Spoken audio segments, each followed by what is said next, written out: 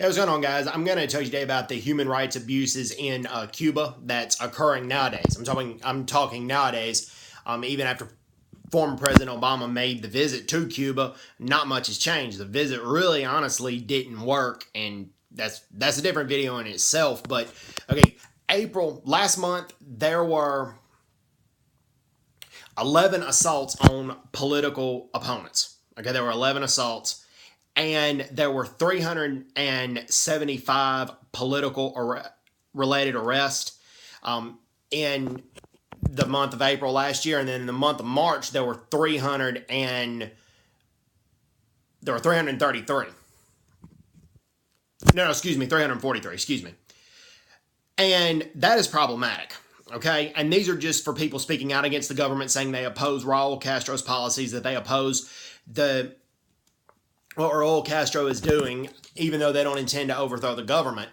And Breitbart actually did a good article on this, and this is where I get a lot of my information. But Amnesty International also did good videos for YouTube on this. And Amnesty International reported a lot of times political dissidents and political opponents are detained, they're arrested, but they're not explaining why they're detained and why they're arrested. And they're detained for several hours, sometimes for several days.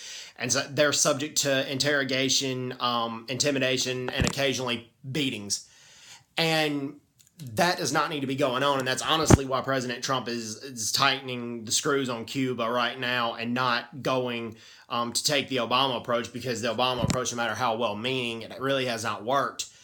And the human rights abuses in Cuba are still rampant. That's why, Cuba, as well as Venezuela, have been blacklisted on human rights situations.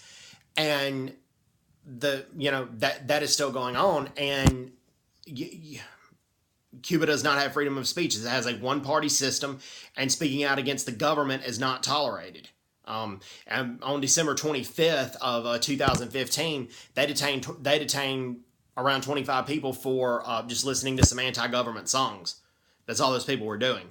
And that is not freedom. That is not equality. That is not any of that. And people need to call Cuba out on human rights, because that is what's going on.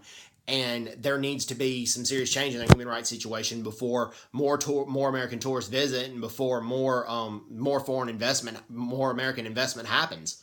That's what I firmly believe. So that's what's going down with the human rights abuses in Cuba right now. And also, their public schools right now are still socialist indoctrination places. They're not there to teach the children the proper math, the proper science, the proper history. It's just basically a bunch of socialist indoctrination. And that's why this Cuban pastor recently homeschooled his kid, but he got arrested and sentenced to prison for a year for homeschooling the kid. And basically all the teachers do in Cuba a lot of times is spew out socialist propaganda.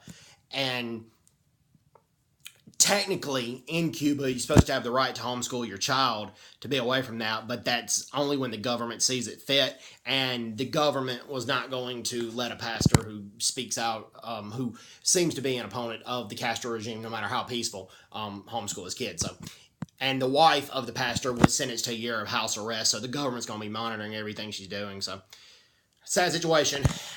Pray for the situation in Cuba to change. So, hope everybody's doing well. Take care. God bless them. Bye-bye. Bye-bye.